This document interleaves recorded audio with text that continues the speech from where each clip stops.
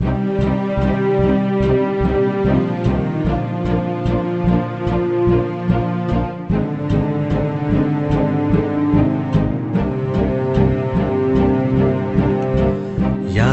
में तुम हो बाबा, ख्वाबों में तुम हो बाबा, जीवन तुम्हीं से बाबा, हर सांस तुम हो बाबा, सागर भी तुम हो बाबा, साहिल भी तुम हो बाबा, दिल की तुम धड़कन बाबा, सरगम की धुन तुम बाबा। इन आंधी तूफानों में खो न जाऊं मैं बाबा, इन आंधी तूफानों में खो न जाऊं मैं बाबा। सुनसान काली रातें राहों में आते जाते, भयभीत करती पल पल, बेचैन दिल को माया, बेचैन दिल को माया, निशब्द फैली छाया, तेरे सहारे अब तो निकला अकेले बाबा। ओ बाबा तू ही किनारा, ओ बाबा तू ही सहारा, ओ बाबा मेरे बाबा। यादों में तुम हो बाबा, ख्वाबों में तुम हो बाबा।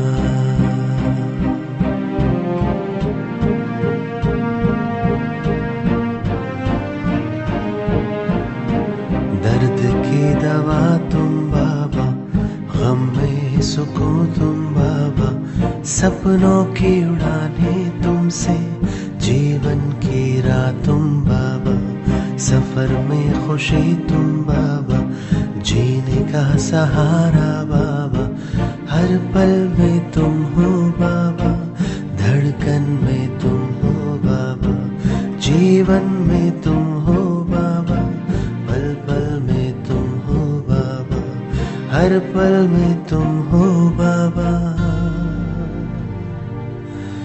जीवन में तुम हो बाबा।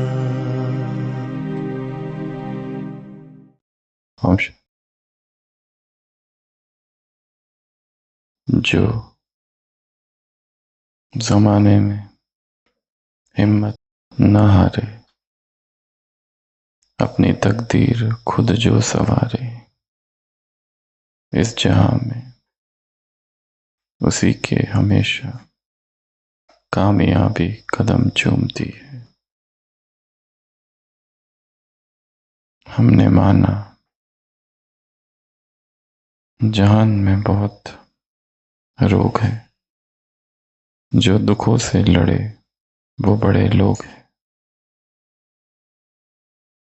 तुमको जीना है तो सर उठा के जियो,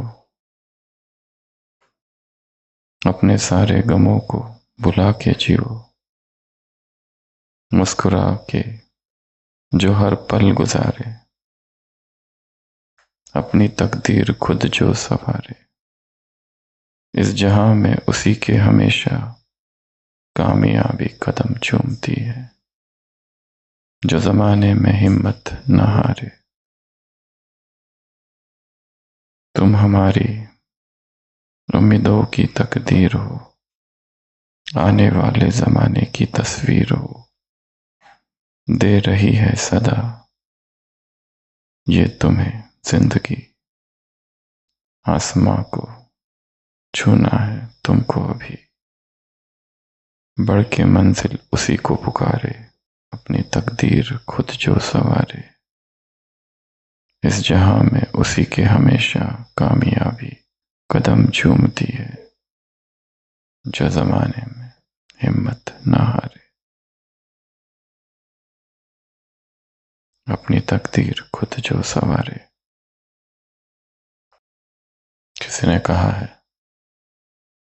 our greatest glory lies not in never failing but in rising every time we fall. हमारी महानता इसमें नहीं कि हम गिर जाए, परंतु जब जब गिरे फिर से फिर उठ खड़े हो। इस संसार में अगर देखो तो जितनी भी महान आत्माएं हुई है, चाहे लौकिक, चाहे विज्ञान के क्षेत्र में, चाहे धर्म के, अध्यात्म के क्षेत्र में, सभी को प्रारंभिक संघर्ष से गुजरना पड़ा, असफलता से गुजरना पड़ा। चाहे लौकिक या फिर अलौकिक, दोनों सफलता बिना असफलता का अनुभव किए हो नहीं सकता। और वास्तविक व्यक्ति किसी किताब से, किसी भाषण से, किसी बाहरी स्रोत से कभी नहीं सीखता। जो कुछ वो सीखता है वो अपने अनुभव से सीखता है, अपनी नाकामियों भी से सीखता है। बीथोवन म्यूजिशियन था, उसके म्यूजिक टीचर ने उसे रिजेक्ट कर दिया था, होपलेस केस। पर उसने प्रैक्टिस चालू रखी, हर दिन 12 से 14 घंटे पियानो की प्रैक्टिस, और वो इस जगत का सबसे महान संगीतज्ञ बना। एक किताब है बहुत फेमस, हैरी पॉटर, उसकी जो लेखिका है रोबलिंग, उसकी इस किताब को लगभग 12 पब्लिशर्स ने रिजेक्ट कर दी थी। फिर भी शी परसिस्टेड। एडिसन का सबको पता है, 1000 बार फेल हुआ एक्सपेरिमेंट। उसी तरह अध्यात्म के क्षेत्र में भी बार बार व्यक्ति गिरता है। संपूर्ण निर्विकार हो जाए, ये बड़ा लक्ष्य है। संपूर्ण जितेंद्रिय हो जाए, बहुत बड़ा लक्ष्य है। सभी कर्मेंद्रिय वश में हो जाए, एक एक कर्मेंद्रिय से धोखा प्राप्त होगा और वो धोखा ही सिखाएगा, क्योंकि अनुभव ही वास्तविक ज्ञान है। The real knowledge is experience. जो लोग जगलिंग सीखते हैं, जगलिंग पता है ना, बॉल, शुरुआत में 100 बार बॉल गिरता है, 3-4 बॉल एक साथ, फिर 90, फिर 80, और धीरे धीरे अभ्यास करते रहते, फिर एक भी नहीं गिरता। प्रैक्टिस, अभ्यास। उसी तरह ज्ञान की प्रैक्टिस, योग की प्रैक्टिस, शक्ति योग की प्रैक्टिस। तो आज की इस मुरली में बाबा ने कहा, अभ्यास की पाठशाला में बैठ जाओ या फिर प्रयोगशाला, लेबोरेटरी, ये लैब है, प्रैक्टिस लैब।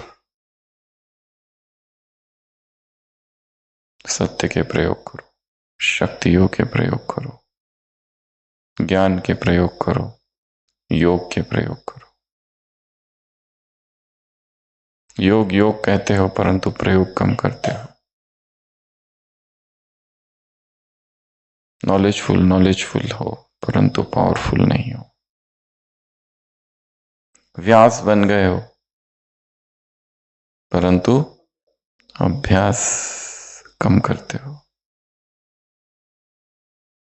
योगी बन गए पर प्रयोगी नहीं बने। और प्रैक्टिस में भी वैरायटी प्रैक्टिस, प्रैक्टिस में भी परफेक्ट प्रैक्टिस, प्रैक्टिस में भी नवीनता, और प्रैक्टिस में भी हिम्मत नहीं हारना। वॉल्ट डिज्नी बड़ा फेमस नाम है, कितनी बार रिजेक्ट हुआ, बैंकरप्ट हुआ। इब्राहम लिंकन, इसके पहले भी सुनाया है। पूरी दास्तां है असफलता की, शुरुआत से अंत तक। क्योंकि लक्ष्य बहुत ऊंचा जो रखते हैं उनके लिए कठिनाइयां भी ऊंची आती है। Keep practising. तो आज की जो व्यक्तवाणी है 18/6 की,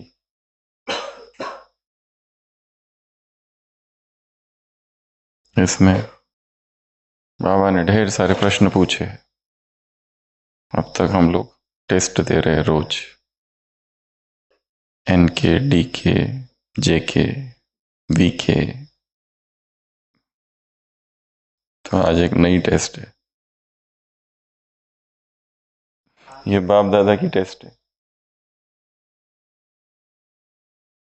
सीधा मुरली की शुरुआत, धड़ाधड़ धड़ाधड़ धड़ाधड़ धड़ाधड़ धड़ाधड़। 20 प्रश्न है, एक के पीछे एक। और इन प्रश्नों के कोई मार्क्स नहीं है, एक के बाद एक के बाद एक के बाद धड़ाधड़ धड़ाधड़ प्रश्न। और ये प्रश्न रोज ही उत्तर देने की कोशिश करना है। ये टेस्ट मुख्य मुरली है प्रैक्टिस पर, अभ्यास पर, लगन पर। जैसे वो साइंटिस्ट इन्वेंशन करते हुए खो जाते हैं, वैसे तुम भी शक्तियों की प्रैक्टिस में खो जाओ, अभ्यास में खो जाओ। शक्ति, ज्ञान और योग, एक्सपेरिमेंट। अल्बर्ट आइंस्टाइन 2 बार एंट्रेंस एग्जाम फेल था। Failure failure failure. फेल होने के बाद 2 मार्ग होते हैं, एक उदास हो जाना और छोड़ देना, और दूसरा मार्ग फिर से चालू करना। असफलता एक चुनौती है, स्वीकार करो। क्या कमी रह गई है देखो और सुधार करो। कुछ किए बिना ही जय जयकार नहीं होती, कोशिश करने वालों की हार नहीं होती। नन्ही चींटी दाना लेकर चढ़ती है, चढ़ती दीवारों पर 100 बार फिसलती है। मन का विश्वास रगों में साहस भरता है, चढ़कर गिरना गिरकर चढ़ना ना करता है। आखिर उसकी मेहनत बेकार नहीं जाती। कि प्रैक्टिसिंग प्रैक्टिसिंग प्रैक्टिसिंग। डुबकिया सिंधु में गोताखोर लगाता है, जा जाकर खाली हाथ लौट कर आता है। कितनी बार हो जाता है, कुछ भी नहीं मिलता।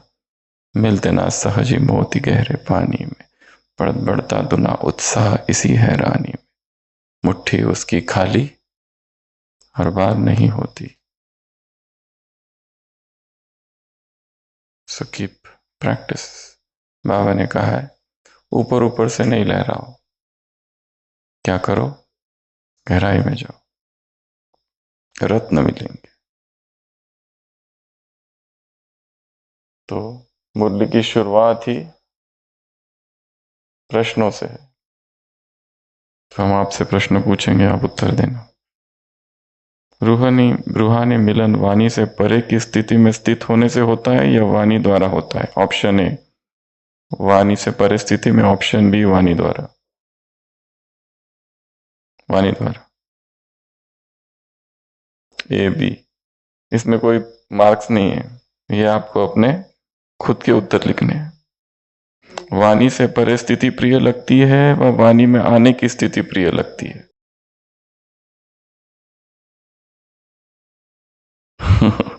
स्थिति की बात चल रही है, बाबा की बात नहीं, सुनने की बात नहीं चल रही, स्थिति। प्रिय क्या लगता है? हर एक का अपना अपना हो सकता है, इसलिए इसमें मार्क्स नहीं है। वाणी से परे स्थिति शक्तिशाली है और सर्व की सेवा के निमित्त बनाती है, वह वाणी द्वारा सर्व की सेवा करने से स्थिति शक्तिशाली अनुभव होती है। ऑप्शन ए वाणी से परिस्थिति, ऑप्शन बी वाणी द्वारा सर्व की सेवा करने से स्थिति। बेहद की सेवा वाणी से परिस्थिति द्वारा होती है या वाणी से होती है? ऑप्शन ए वाणी से परिस्थिति द्वारा, वाणी से, ऑप्शन बी। क्या वाणी अच्छी बात नहीं है क्या? अंतिम संपूर्ण स्टेज जिसमें सर्व शक्तियों से संपन्न मास्टर सर्वशक्तिवान, मास्टर नॉलेजफुल की स्थिति प्रैक्टिकल रूप में होती है, ऐसी संपूर्ण स्थिति वाणी से परे की होती है या वाणी में आने से होती है? ऑप्शन ए वाणी से परे की, ऑप्शन बी वाणी में आने से। छठवां क्वेश्चन, सर्व आत्माओं के प्रति विश्व कल्याणकारी, महादानी, वरदानी, सर्व प्राप्ति, सर्व कामनाओं की पूर्ति करने वाली स्टेज वाणी से परे स्थिति की है, वह वाणी में आने की है? ऑप्शन ए वाणी से परिस्थिति, ऑप्शन बी वाणी में आने की। दोनों के अनुभवी, दोनों स्टेजेस को जानने वाले हो? Yes, no? Option A yes, option B no. दोनों के अनुभवी हो और दोनों को जानने वाले हो? यस कि नो? यस। दोनों में से ज्यादा समय किस में स्थित हो सकते हो? ऑप्शन ए वाणी से परे स्थिति में, ऑप्शन बी वाणी में आने की स्थिति में। कौन सी स्थिति सहज अनुभव होती है? ऑप्शन ए वाणी से परे की स्थिति, ऑप्शन बी वाणी में आने की स्थिति। परे की स्थिति सहज है। ऐसे एवर रेडी हो जो सेकंड में जिस स्थिति में स्थित होने का डायरेक्शन मिले तो उसी समय स्वयं को स्थित कर सक, वह स्थित होने में भी समय निकल जाएगा। हाँ ना? Option A, option B. अगला क्वेश्चन, क्योंकि जैसा समय संपन्न होने का समीप आ रहा है तो समय से पहले स्वयं में विशेषता अनुभव करते हो? Option A yes, option B no. Yes. अंतिम समय फुल स्टॉप होने सर्वश्रेष्ठ साधन यही है, जो डायरेक्शन मिले उसी प्रमाण, उसी घड़े, उस स्थिति में स्थित हो जाना। इस साधन के प्रैक्टिस का को अनुभव में ला रहे हो? प्रैक्टिस है? ऑप्शन है यस, ऑप्शन बी नो। बाप दादा ने अभ्यास तो बहुत समय से सिखाया और सिखा रहे हैं, लेकिन इस अभ्यास में स्वयं को संपन्न कितना समझते हो? Option A 100%, option B 90%, option C 50%, option D less than 50%। कितना? 50? किसमें? 60%। अगला प्रश्न, अभी इस अभ्यास के अंत तक स्वयं को ऐसे एवर रेडी बना सकेंगे? Option A yes, option B no. तैयारी हो वह समय को देखते स्वयं का अभ्यास करने में और ही अलबेले हो गए हो? Option A yes, option B no. Yes, अलबेले हो गए। नाम रूप कब विनाश होगा? ऑप्शन ए पहले ही हो गया है, ऑप्शन बी जल्दी ही, ऑप्शन सी कभी नहीं, ऑप्शन डी पता नहीं। पता नहीं, अनिर्णय की अवस्था है। अगला प्रश्न, इस बात को सोचते हुए पुरुषार्थ में संपन्न होने के बजाय व्यर्थ चिंतन व व्यर्थ संकल्पों की कमजोरी में आराम पसंद हो गए हो? ऑप्शन है यस, ऑप्शन बी नो। हाँ जी और ना जी।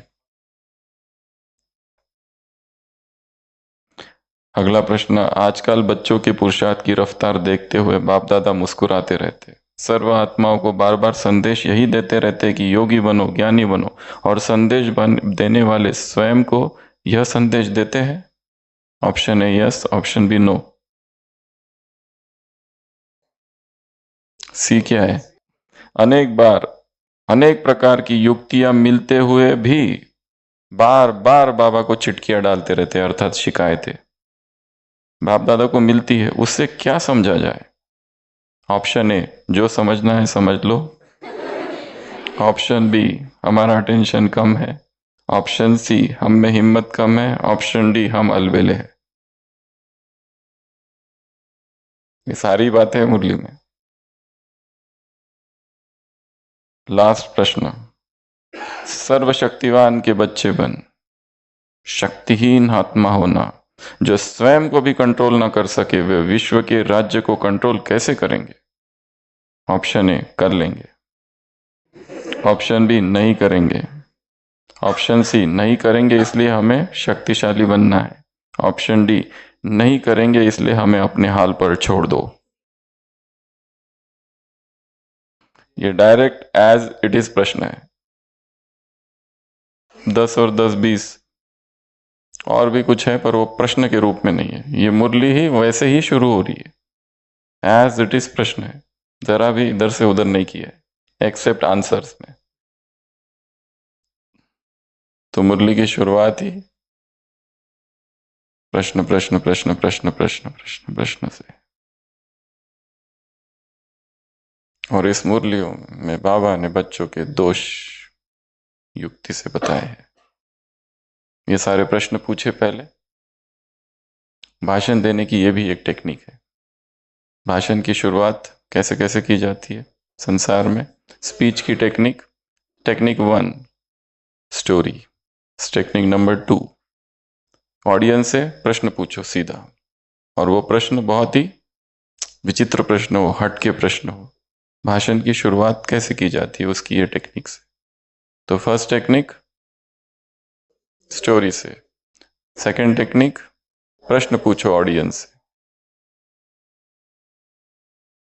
थर्ड टेक्निक अपने अनुभव की कहानी से, अपना अनुभव सुनाना चालू करो। फोर्थ टेक्निक उनको पूछो क्या सुनना है। अगली टेक्निक जो टॉपिक है सीधा उसी पे आ जाओ। पर ये भाषण बहुत बोरिंग वाले होते हैं। एक टेक्निक जो पावर पॉइंट प्रेजेंटेशन है, वो स्पीकर खाली उधर ही देखते रहता है, ऑडियंस की तरफ देखता ही नहीं। ये भी एक टेक्निक है जो अत्यंत बोरिंग है। अगली टेक्निक फन एक्टिविटी से शुरू करो। स्पीच की शुरुआत एक्टिविटी से, पहले एक एक्टिविटी कराओ, फिर स्पीच पे आ जाओ। पहले कोई team activity, team building activity, कोई स्पिरिचुअल एक्टिविटी, कोई गेम, पहले वो, और फिर स्पीच पे आना। अगली टेक्निक कोई करंट इशू रेस करो जो कि वर्तमान में चल रहा है, जैसे कोविड के समय कोविड का इशू, कोई भूकंप आ गया है तो उस भूकंप का इशू, कुछ भी जो वर्तमान समय चल रहा है वो इशू को रेस करना, ताकि ऑडियंस का उसमें क्या हो, इन्वॉल्वमेंट हो।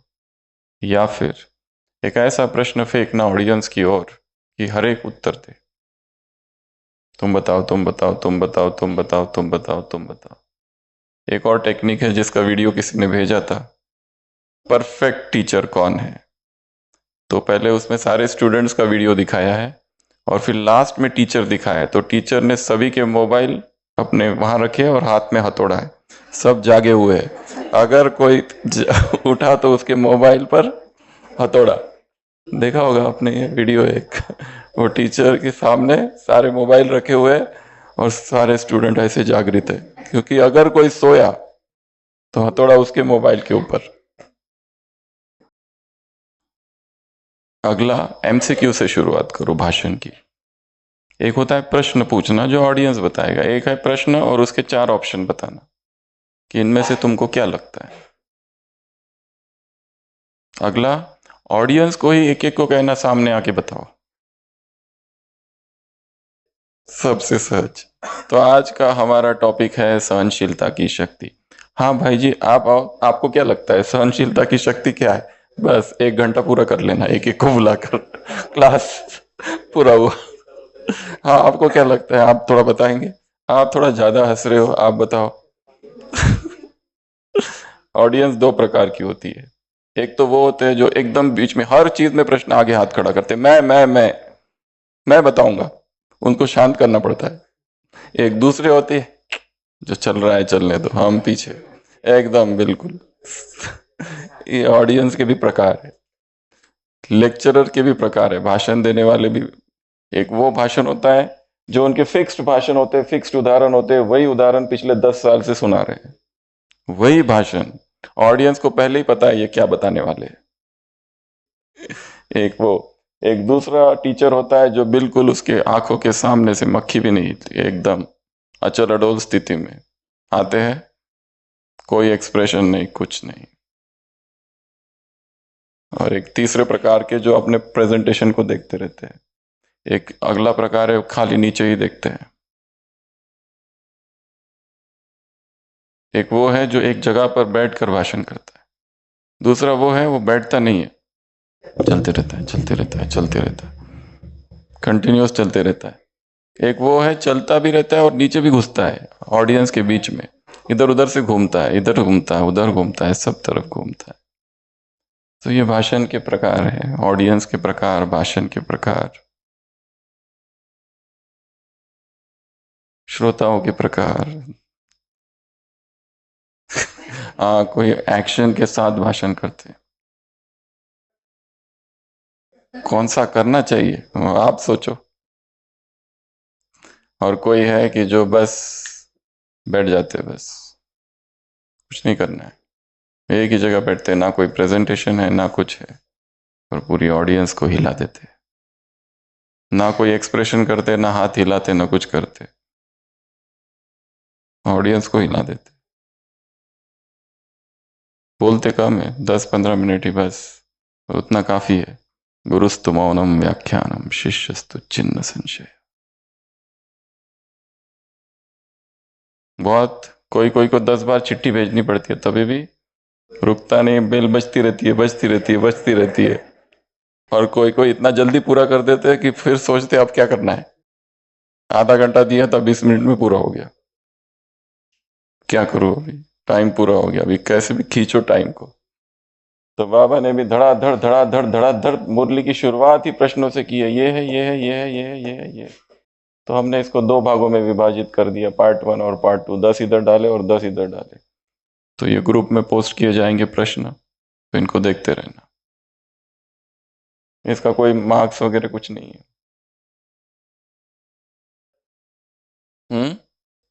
करना है तो करो। तो इस मुरली में पहला दोष, प्रयोग नहीं करते तुम। क्या करना है? प्रयोग करना है। बस चल रहे चल रहे चल रहे, सब नींद में है। प्रयोग में लाने का दूसरा अटेंशन नहीं रखते। तीसरा, हिम्मतहीन बनने के कारण मदद से भी वंचित हो जाते। हिम्मत श्वास है, बाबा ने कहा, हिम्मत तो हारनी नहीं है, कुछ भी हो जाए, कितना भी बार असफलता मिले। Under the bludgeonings of chance, I am the master of my fate. My head is bloody but unbowed. उस दिन कविता देखी थी ना, मेरा सिर लुहान है परंतु मेरा झुका नहीं है। I am the master of my fate, I am the captain of my ship. हिम्मतहीन बन जाते, बाप के ऊपर ही छोड़ देते और स्वयं अलबेले बन जाते। आप ही करो, आप ही शक्ति दो, आप ही आशीर्वाद करो। अगला, स्वयं के प्रति यूज नहीं करते, मतलब अभ्यास में नहीं लगाते, सिर्फ वर्णन करने तक रह जाते। वर्णन बहुत अच्छा अच्छा करते।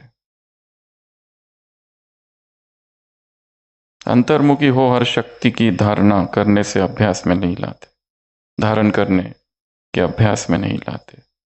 हर शक्ति के अभ्यास में खोए हुए रहना चाहिए। एक एक शक्ति के विस्तार और अभ्यास में जाओ। वहीं तक नहीं छोड़ दो, उसके विस्तार में जाओ, उसके ऊपर चिंतन करो, मनन करो, ये क्यों कहा है। स्वीकार तो बिल्कुल ही नहीं करना है किसी ने कुछ कहा, चाहे वो भगवान ही क्यों ना हो। Do not accept anything because it is written somewhere, क्योंकि वो कहीं लिखा है। Do not accept something because it is written in the scriptures. Do not accept anything because it is being said by some great men. कोई महान आत्मा ने उसको कहा है, या भगवान ने ही कहा है, किसी धर्मात्मा ने, तीर्थंकार ने, बुद्ध ने, या किसी ईश्वर पुत्र ने, किसी अवतार ने कहा है, इसलिए नहीं। Do not accept anything because it has been hallowed by traditions, परंपरा से चला आ रहा है। यही सत्य है। Challenge, find the truth yourself, स्वयं की खोज करो।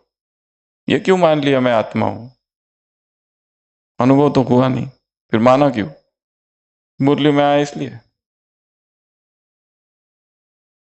सर्च, रिसर्च, शोध करो, संशोधन करो। स्वीकार करना ही नहीं। जो जिसकी यात्रा अध्यात्म की निश्चय से होती है, वो हो सकता है संशय में एंड हो, पर जिसकी यात्रा संशय से शुरू होती है, वो जरूर निश्चय तक पहुंचता है। बिगिन विद डाउट, सीधा फेथ से। फेथ एक अलग शब्द है, पर डाउट से शुरू नहीं करते। पहले ही कहते हैं हाँ हाँ हमने तो सब मान लिया, यही भगवान भी है, ये आत्मा भी हो, ये भी हो, और बाद में डगमग हो जाते थे। Begin with doubt. दो शब्द है भाषा में, दोनों में बहुत अंतर है, संदेह और संशय। क्या अंतर है? यात्रा संदेह से करना है, संशय से नहीं कर रहे हम। संशय एक अलग ही चीज है। संदेह, संदेह से जो आत्मा चालू करता है वो संपूर्ण निश्चय तक पहुंच सकता है, पर जो विश्वास से कर लेता है वो विश्वास अंधश्रद्धा में परिवर्तित हो जाता है। संदेह और संशय अलग अलग। संशय निगेटिव है और संदेह पॉजिटिव है। संदेह अर्थात क्यूरियोसिटी, संदेह में उत्सुकता है, उत्कुंठा है, inquisitiveness. I want to know what is this. अततो ब्रह्म जिज्ञासा, अततो भक्ति जिज्ञासा, अततो ज्ञान जिज्ञासा। जितने भी उपनिषद लिखे उनकी शुरुआत कहां से है पता है? अब से शुरुआत है। जैसे पहले कुछ बता रहे थे, अततो ब्रह्म जिज्ञासा, ब्रह्म सूत्र है शंकराचार्य का, उसकी शुरुआत वहां से है। कोई किताब की शुरुआत ऐसे नहीं होती है। शुरुआत कैसे होती है? कुछ और चीज से। पर यहां शुरुआत कैसे? अब ब्रह्म क्या है ये जानो, अर्थात अब से पहले तुमने बाकी सब जान लिया, भक्ति को जान लिया, कर्म को जान लिया, अब क्या है ये जानो। अथतो जिज्ञासा, तो संदेह अर्थात जिज्ञासा ये है क्या, हम क्यों पढ़े, फालतू में टाइम वेस्ट। अव्यक्त मुरलिया, उससे मिलता तो कुछ नहीं, दिमाग के ऊपर से जाती आती तो। मार्क्स मिलने की भी खुशी अल्पकाल की है, सब अल्पकाल का है, मिलता कुछ नहीं। पवित्रता पवित्रता पवित्रता, ब्रह्मचर्य ब्रह्मचर्य। अरे क्या ब्रह्मचर्य? ब्रह्मचर्य का पालन नहीं करते संसार के लोग खुश दिखते हैं। एक्सप्लोर, स्वीकार कुछ भी नहीं करना है। Don't accept anything. क्या करो? खोज करो, संशोधन करो। ए इक्वल टू बी, ये स्वीकार नहीं करो। साइंस में, मैथमेटिक्स में ए इक्वल टू बी का फॉर्मूला क्या है? शुरुआत कहां से होती है? Hypothesis, A is not equal to B, यहां से शुरू होता है। फिर करते करते करते करते करते करते वो निष्कर्ष निकालते हैं, नहीं नहीं नहीं नहीं, ए इक्वल टू बी। ये ऐसा होता है मैथ्स। पहले ही स्वीकार कर लिया, हाँ हाँ ए इक्वल टू बी, फिर कुछ नहीं मिलता है, डल हो जाती है चेतना। मुरली की लाइन लो, एक एक शब्द लो, एक्सप्लोर करो, इधर से देखो, उधर से, बाएं से, दाएं से, आगे से, पीछे से। ये प्यूरिटी, प्यूरिटी क्या है? शास्त्र में दिखाया है, शूर्पणखा आती है राम के पास, वो कहती है मुझे प्रस्ताव रख। राम कहता है ये तुम्हारा प्रस्ताव काम का प्रस्ताव है, इसलिए मेरी नाम में धर्म छिपा है। वो कहती है कि मुझसे शादी करो, वो कहता है already married, she is there. बाजू में ही है। वो कहता है ये स्त्री है, ये मनुष्य है, इसका यौवन और इसकी सुंदरता उम्र के साथ ढल जाएगी, नष्ट हो जाएगी। मैं सर्वांग सुंदर हूं, मैं ऐसी ही रहूंगी। राक्षसी नहीं है, मैं ऐसी ही रहूंगी। राम कहता है प्रेम का शरीर से और यौवन से कोई संबंध नहीं है। मेरी आत्मा सीता की आत्मा से प्रेम करती है। प्रेम का संबंध शरीर से कहां है? ना ही युद्ध से, फुलनेस से है। वो तो आत्मा आत्मा से प्रेम कर रही है। इसलिए वो कहते हैं I am not the right candidate. उधर बाजू में लक्ष्मण है, वो अभी अभी आया है, उससे पूछो। वो कहती हाँ ये तो अकेला है, क्योंकि आई एम ऑलरेडी एंगेज्ड। वो खाली है। वो उसके पास जाती है, लक्ष्मण को फिर से अपना प्रणय निवेदन। लक्ष्मण कहता है कि कमाल है तुम्हारी, अभी अभी तुम उससे मोहित हो गई थी, अभी मेरे पास आ गई। पर तुम तो इसमें मेरे से, तुम मेरी संगिनी बन सकती हो, पर एक खतरा है। वो कहती है मैं तुमको राजा बना दूंगी पूरी किष्किंधा का। वो कहता है इसमें खतरा है, क्योंकि मैं उनका दास हूं। तो तुम अगर मेरी भार्या बनते हो तो तुम हम दोनों को उन दोनों की सेवा करनी पड़ेगी।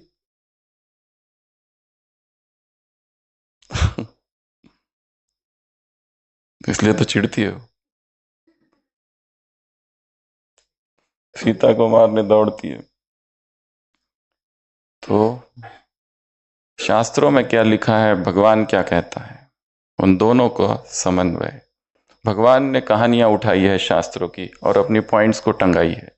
ये नहीं कह रहा है वो कि ऐसी कोई रामायण थी, परंतु उदाहरण सारे भक्ति के ही है। सारी मुरली में रावण शब्द आता है, सीता शब्द, राम शब्द, द्रौपदी, सारे शूर्पणखा से लेके जरासंध से लेके कीचक, कुंभकर्ण, सारे शब्द आते रहते। तो बाबा ने कहा ये उनका वास्तविक अर्थ है। तुम हो मर्यादा पुरुषोत्तम राम, मर्यादा तुम्हारा श्वास है। उनको अलग अर्थों में समझना, मुरली को पढ़ते हुए उसके गहरे अर्थ। तो क्या कहा, योग में क्या करो, प्रयोग करो। वो अलग अलग नाम दिए इस मुरली में। राजयोग है, परमात्मा योग, सहज योग है। क्या सहज योग का अनुभव किया है? राजयोग का अनुभव किया, राजयोग का किया पर सहज योग का नहीं किया, मतलब संपूर्ण योगी नहीं बने। एक बार होमवर्क दिया था ना, राजयोग के क्या क्या नाम है, कितने नाम है? अभ्यास कम करते व्यास बन गए। जो वर्णन करते हैं वह सब बातें स्वयं के अभ्यास में लाओ। हर योग की विशेषता का, हर शक्ति का, हर ज्ञान की पॉइंट का अभ्यास करो। अभ्यास ही आत्मा, लगन में मगन रहने वाली आत्मा के सामने किसी भी प्रकार का विघ्न सामने नहीं आता। लगन की अग्नि क्या करती है, विघ्न को दूर से ही भस्म कर दिए। अभ्यास की प्रयोगशाला में बैठो। प्रैक्टिस ऑफ लेबोरेटरी की practice, practice laboratory, practice lab. Experiment करते हैं ना साइंटिस्ट, क्या करते हैं, टेस्ट ट्यूब, ये टेस्ट ट्यूब, फिर इधर का केमिकल इसमें डालता है, उसमें इधर फिर लाल पीला नीला होता है, ब्लास्ट होता है, कई बार इंजुरीज होती है। कितने मेडिकल में ऐसे लोग हैं जिन्होंने वैक्सीन इन्वेंट करने से पहले खुद को इंजेक्ट किया, किसी की डेथ्स हो गई, कितने लोगों की तो। परंतु मानवता के लिए उन्होंने बहुत सारी खोजें जो की साइंटिस्ट ने। कल भी हमने साइंटिस्ट के बारे में देखा था, कितनी लगन रहती है। बाबा ने उनको कहा सच्ची सेवा दे, उनसे सीखो, कितने खोए हुए रहते हो। निस्वार्थ भाव से विश्व कल्याण के लिए सेवा करते, विश्व को स्वर्ग बनाना चाहते हैं, और वो इनडायरेक्टली तुम्हारी सेवा कर रहे। अभी ज्ञान के सागर, गुणों के सागर, शक्तियों के सागर के ऊपर ऊपर की लहरों में लहरा रही हो, इसलिए अल्पकाल की रिफ्रेशमेंट अनुभव करते हो। लेकिन अब सागर के तले में जाओ तो अनेक प्रकार के विचित्र अनुभव कर रत्न प्राप्त कर सकेंगे। स्वयं भी समर्थ बनो। ये स्टेप्स है प्रैक्टिस की। कोई भी स्किल, चाहे ज्ञान में आगे बढ़ना है या योग में आगे बढ़ना है, या धारणा में आगे बढ़ना है, सेवाओं में आगे बढ़ना है, किसी कला में आगे बढ़ना है, निपुण होना है, निष्णात होना है, कोई भी कला संसार की, कोई भी, चाहे जिम हो, चाहे जिम्नास्टिक हो, चाहे रनिंग हो, कुछ भी, चाहे कंप्यूटर हो, एनीथिंग, सबसे पहला गोल, गोल डिसाइड करो। गोल नहीं डिसाइड करते वैसे ही चले गए तो कुछ नहीं होगा। डिसाइड द गोल कि मुझे एक्चुअली करना क्या है, कैसे करना है, कैसे करूं, ये मेरा लक्ष्य क्या है। दूसरा, समय सारिणी बनाना है, शेड्यूल, कितना दिनों में करना है। कोई भाषा सीखनी है, ऐसा नहीं कि आज से भाषा सीखना चालू करे तो सीख ही रहे। सेट करो टाइम टेबल, 30 डेज। बच्चों को एक होमवर्क दिया था ना वर्ड्स का, हर दिन कितने वर्ड निकालने के लिए कहा था? 10। किया क्या? न्यू वर्ड्स, कुछ भी, चाहे भाषा हो या कुछ हो, कुछ भी, पर नया नया कुछ कुछ सीखते रहना है हर दिन। Schedule banana, warm up and review. Warm up अर्थात प्रारंभिक अभ्यास, छोटा छोटा अभ्यास ले लेना है, इनिशियल, छोटी छोटी प्रैक्टिस। अभी मैराथन रन करना है तो सीधा मैराथन के दिन 21 किलोमीटर भागेंगे तो अगले एक व्यक्ति छुट्टी लेता है ऑफिस से और कहता है मुझे माउंटेनियरिंग करनी है, पहाड़ों पर चढ़ना है। 1 महीने के बाद आता है, बोले क्या हुआ? तो कहता है कैसी रही ट्रिप? तो कहता ट्रिप तो अच्छी रही पर पहले दिन ही गिर गया। तो फिर बाकी कैसा रहा? वो कहता है पहले दिन गिर गया, बाकी 29 डेज हॉस्पिटल में बिताए, अभी आया हूं। माउंटेनियरिंग ट्रिप पूरी हुई। Practice, 1-1 kilometre, 2-2 kilometre per day, फिर 5-5 किलोमीटर पर डे, फिर 10K, फिर 15K, फिर 20K, 18K, and then 21K। Practice practice practice practice practice. आए प्रैक्टिस है प्रैक्टिस है प्रैक्टिस है प्रैक्टिस है प्रैक्टिस, भूला तो नहीं है ना? याद है ना सबको? एक ही बात साफ, बाकी सब भूल जाना एक छोड़ के। आई रिमेम्बर एवरीथिंग, याद है ना? हाँ। फिर फोकस ऑन द टेक्निक, अभी कौन सी टेक्निक से कर रहे हो? Perfect practice makes you perfect. कोई भी इम्परफेक्ट करते रहोगे तो कभी परफेक्शन नहीं आएगा। भाषा सीखनी है तो परफेक्ट प्रैक्टिस करो। जो वो भाषा बोलने वाले लोग हैं उनके साथ मिलो। लोग विदेश जाते हैं, गुजरात के लोग विदेश गए फॉर एग्जाम्पल, यूके में गए, तो वहां पर इंग्लिश कभी नहीं सीख पाते। क्यों? क्योंकि वहां गुजरातियों को ढूंढ लेते हैं और उनके साथ गुजराती चालू हो जाती है। पंजाबी गए कनाडा में तो वहां पे कनाडा में पंजाबियों को ढूंढ लेते हैं, बस एक पंजाब की कॉलोनी बन जाती। महाराष्ट्र वाले गए तो महाराष्ट्रियन मराठी वाले ढूंढ लेते हैं, बंगाली वाले गए तो बंगाली बोलने वाले ढूंढ लेते हैं। वो भाषा से अनभिज्ञ रह जाते, क्योंकि नई भाषा सीखना एक चैलेंज है। बुद्धि कहती है ना ना ना ना ना, हमारा लक्ष्य थोड़ी ना ये है भाषा विषय, you have to make efforts, बिना उसके नहीं होता है। कोई भी चीज मास्टरी करनी है तो क्या चाहिए? टेक्निक चाहिए उसकी, हर चीज की टेक्निक है। अगर एक व्यक्ति ने सीखा तो हम भी सीख सकते। डाइट हो, कुछ भी हो, डाइट भी एक टेक्निक है। ऐसे नहीं कि अचानक कोई फ्रूटेरियन बन जाता है, अचानक एक दिन कोई लिक्विडेरियन बन जाता है, ब्रेथेरियन बन जाता है, प्राणिक यात्रा पर आ जाता है। इट इज अ टेक्निक, हर व्यक्ति उससे गुजरता है। हर एक को पता है 6 महीना फ्रूट खाओ, उसके बाद एक बार कुक्ड खा लो, खत्म। कुक्ड कुक्ड को खींचता है, उससे निकलने को 10 दिन लगते हैं, 20 दिन लगते हैं, 1 महीना भी लग सकता है, 1 साल भी लग सकता है। फिर वो केवल याद रह जाती है कि हाँ हमने भी फ्रूट खाया था, बहुत अच्छा था। जो खाया था, 3 दिन जो किया था ना, अब तक याद है, बाद में फिर कभी नहीं कर पाए। टेक्निक, फेलियर, और फेलियर तो होना ही चाहिए इसमें, क्योंकि वो भी अनुभव चाहिए गिरने का। खाली चढ़ने का उड़ने का अनुभव नहीं चाहिए, गिरने का अनुभव चाहिए। अहंकार को ऐसी चोट लगनी चाहिए खतरनाक, तिलमिला उठे आत्मा। निरंकारिता के लिए अहंकार की चोट से गुजरना होगा, तब निरंकारिता आती है। नहीं तो मेरे जैसा तो कोई है ही नहीं, सब मूर्ख है यहाँ। जब स्वयं की मूर्खता सबके सामने प्रकट हो जाए, तब निरंकारिता कभी। Practice with variation. प्रैक्टिस भी कैसे करना है? विविधता के साथ नई नई प्रैक्टिस करनी। एक ही प्रैक्टिस नहीं करते रहना है, अलग अलग प्रैक्टिस। लकीर के फकीर मत बन जाना, जो जितना हमको पता है हमने बस इतना ही किया, ये जाके लेके आओ मार्केट से, उतना ही लेके आए, फिर दूसरी चीज लेने गए, वहां वो भी मिलती और वो चाहिए, इसके लिए बुद्धि नहीं चलाई। Practice with variation, reflect and adjust. फिर सोचो, रिफ्लेक्ट, एनालाइज करो, ये बहुत जरूरी है। ट्रैक प्रोग्रेस, और वो लिख के रखना है। जैसे वो चार्ट दिया है, हर चीज का बाबा ने चार्ट चार्ट चार्ट का है। अमृत वेले का चार्ट 11 पॉइंट से कर रहे हैं ना सब? आज की क्या सुबह दिया सबको सकाश, सारी 55 जगह है और ये आत्मा है। बोलो फिर करो, हर चीज में हाँ हाँ नहीं बोलो, बोलो नहीं किया है अभी करेंगे, कुछ तो किया है। और लास्ट में मोटिवेटेड, मोटिवेशन खोना नहीं है। इसलिए उन लोगों को पढ़ते रहना है, संग में रहना है जो मोटिवेटेड है।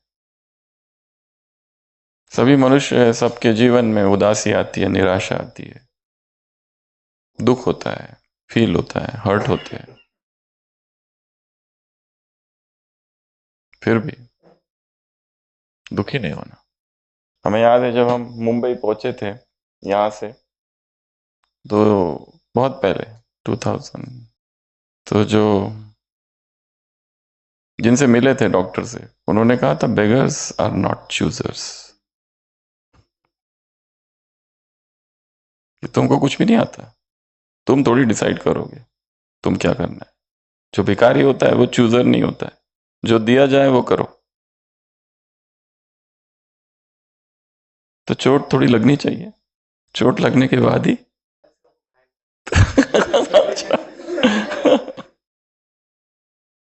और जैसे सब अपने अनुभव सुना रहे, तो मुझे भी एक अनुभव याद आ रहा है। जब हम नए नए आए थे यहाँ पर 2003 में, तो तब प्रताप सर ने भाई साहब से मिलाया था, निर्भय भाई साहब से, और कहा था ये नए डॉक्टर है जो अभी भी ज्वाइन किए। जो हमारा फर्स्ट डे था मधुबन का, तो यहाँ सुशील भाई बैठे थे बाजू में और श्रीमन सर ओम शांति भवन में। तो हमको तो ये नहीं पता ये क्या है, ये कहाँ है, तो हम तो जाके बैठ गए बस। दादी प्रकाश मणि आई और सीधा मुरली चली। मुरली क्या होती है, मुरली क्या है, कुछ पता नहीं। और दादी ने, बड़ा मीठे बच्चे, अब तक जो पढ़ा है वो भूल जाओ। हम पीछे देखने लगे, किसको कह रहे हैं, हमें कह रहे हैं, किसी और को कह रहे हैं। फर्स्ट डे हॉस्पिटल का, रामनाथ भाई एडमिट हो गए, सांस फूलने लगी, तो उनसे मिलने दादी जानकी आई। तो वो गेट पर थे, दादी जानकी मिले और बाहर निकले, हमारा फर्स्ट डे था। तो प्रताप सर ने कहा ये हमारे नए डॉक्टर है। उन्होंने ऐसा नहीं, अच्छा ये। अच्छा, फिर याद रखा, अच्छा ये है सच्चा सच्चा राज ऋषि। फिर हमने पूछा ये कौन है? यही नहीं पता ये कौन है, ये जगह कौन सी है, ये क्या है, कुछ भी पता नहीं था उस समय।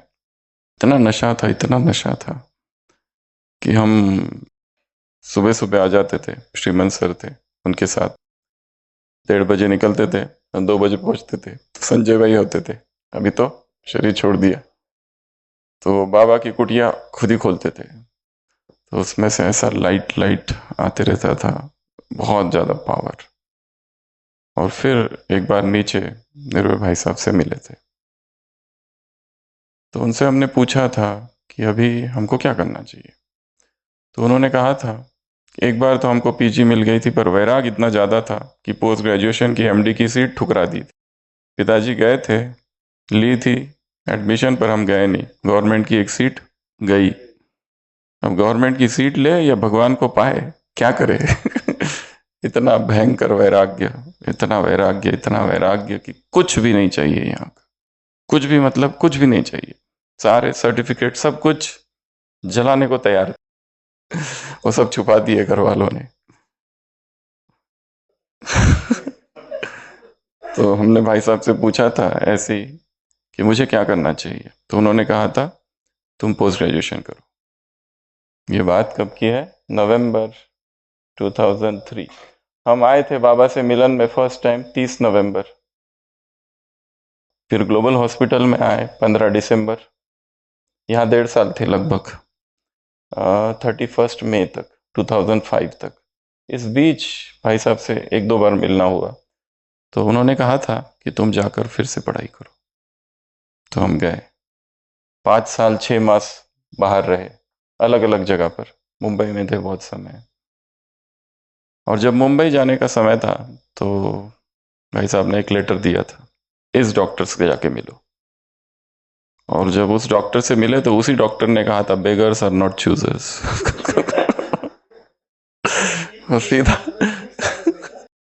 ठीक स्थान पर भेजा। एकदम चोट लगी। फिर मुंबई गए। फिर मुंबई में बीएससीएस हॉस्पिटल में थे। जो कुछ मेडिकल का सीखा होगा वो वहीं सीखा। और हमें याद है जब हम बीच बीच में आते रहते थे तो इतना ये था कि मैं क्या करूं, कैसे करूं सेवा, कौन सी सेवा करूं। मुझे मुझे बहन बनना है। ये जो बहनें सेवा करती है ना, वो मुझे बनना है। कोर्स कराना ये सब है, कुछ भी नहीं करता हूं, तो कुछ तो करना चाहिए। तो मैंने भाई साहब को कहा था कि मैं क्या करूं। तो उन्होंने कहा था, और वो एक वाक्य हमें पूरा 5 साल 6 मास तक चला। वहां बैठकर यहां क्या करना है इसकी प्लानिंग करो। मधुबन में तुम अभी आए नहीं हो, पर वहीं बैठे बैठे यहां तुम क्या क्या करोगे इसके विजन्स क्रिएट करो।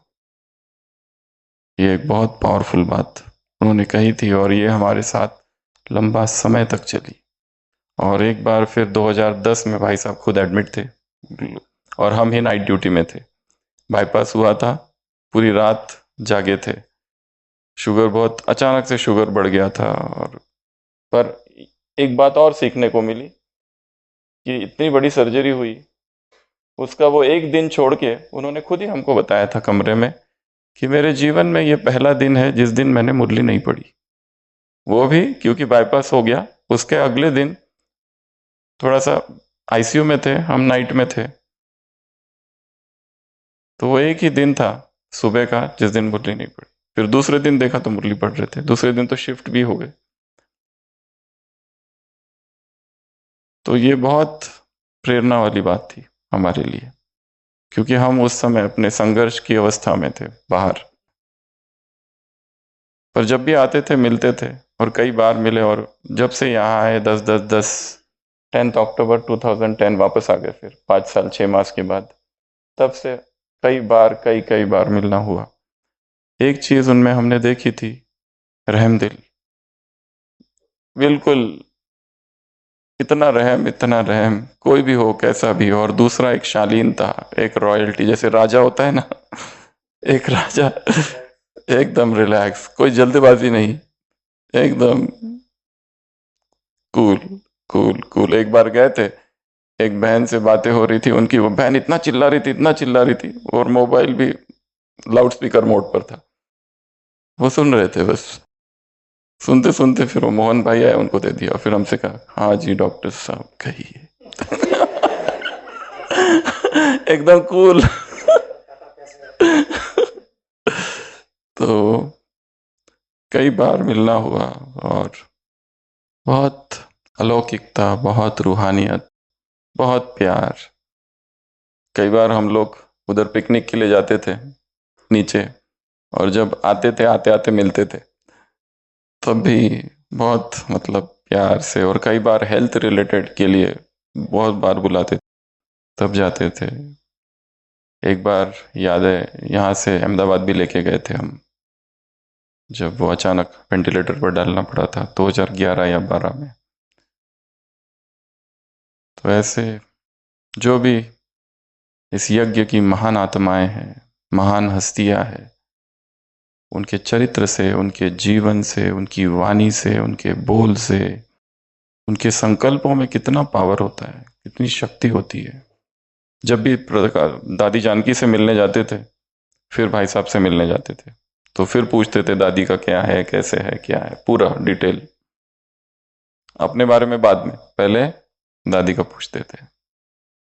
कुछ दादी से मिलने जाते थे, गुलजार दादी के लिए एक बार मुंबई गए थे, तब भी मिले थे। तो जितनी भी मुलाकातें हुई, उन हर मुलाकात में कुछ ना कुछ सीखने को मिला कि व्यक्ति कितनी अस्थिर परिस्थितियों में भी कितना अचल रहता है, कितना स्थिर रहता है। और रहम का तो कोई हिसाब ही नहीं है।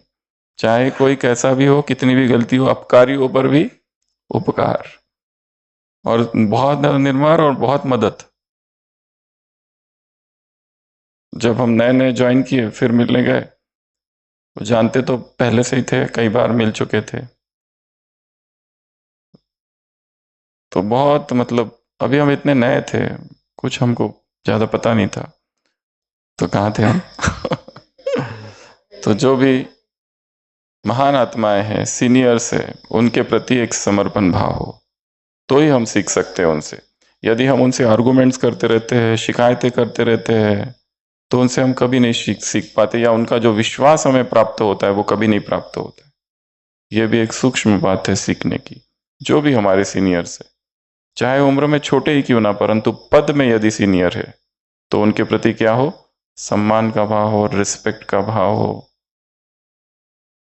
तो हम बहुत कुछ उनसे सीख सकते हैं। तो जो हम बता रहे थे कि हम जब नए नए आए थे और जब मिलने गए थे, तो इतनी महिमा कर रहे थे, इतनी महिमा कर रहे थे, हमको लग रहा था हमारी इतनी महिमा क्यों कर रहे, हम इस महिमा के योग्य नहीं है। परंतु वो जैसे सम्मान दे रहे, तुम ये करो, तुम्हें ऐसा करना है, तुम अभी यहां आए हो, प्रकाश बनो। वो वाक्य हमें याद रहे,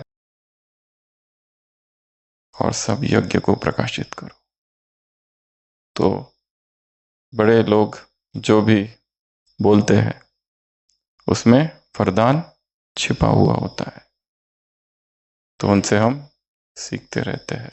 और हम ये भी कहेंगे, जैसे कि युग का अंत हुआ, यज्ञ में एक नया युग चालू हुआ। आगे क्या होगा, कैसे होगा, पता नहीं, परंतु महान हस्तियों का यज्ञ से जाना जरूर कोई ना कोई हलचल लाएगा, नया परिवर्तन लाएगा। तो हम सब सज्ज हैं, अपनी तैयारियां है उस परिवर्तन के लिए, समय ही सिखाएगा। तो आज तो भाई साहब के पार्थिव शरीर को ऊपर लाएंगे। तो सभी यहाँ जो अभी उपस्थित बैठे हैं और जो ऑनलाइन है, सभी योग युक्त बैठेंगे और ऐसी महान विभूति को, ऐसे यज्ञ के आधार स्तंभ को, रहम का सागर, बाप समान आत्मा, जिस ऊंचाइयों को उन्होंने छुआ, उस ऊंचाई तक हम भी पहुंचे, उस आत्मा को शक्तिशाली किरणें देते हुए योग का अभ्यास करेंगे। Just silent, no music.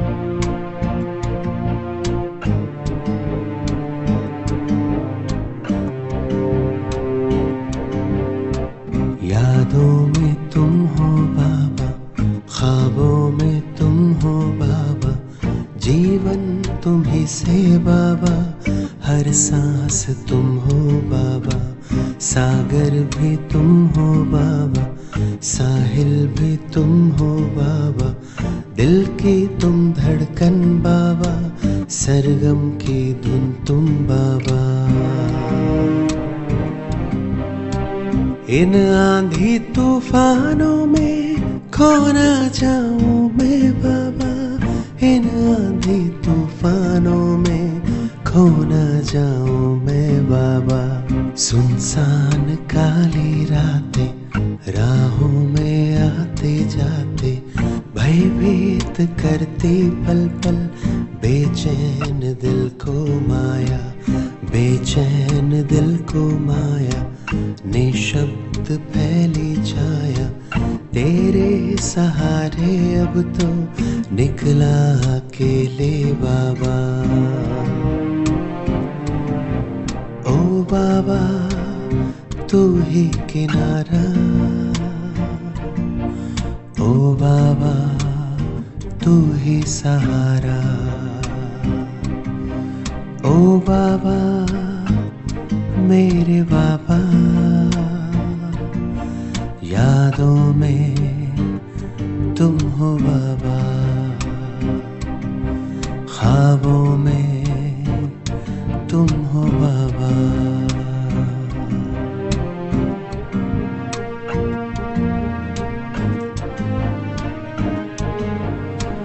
दर्द की दवा तुम बाबा, गम में सुकून तुम बाबा, सपनों की उड़ान तुमसे, जीवन की राह तुम बाबा, जीने का सहारा बाबा, हर पल में तुम हो बाबा, धड़कन में तुम हो बाबा, जीवन में तुम हो बाबा, पल पल में तुम हो बाबा, हर पल में तुम हो बाबा, जीवन में तुम हो बाबा, हर पल में तुम हो बाबा।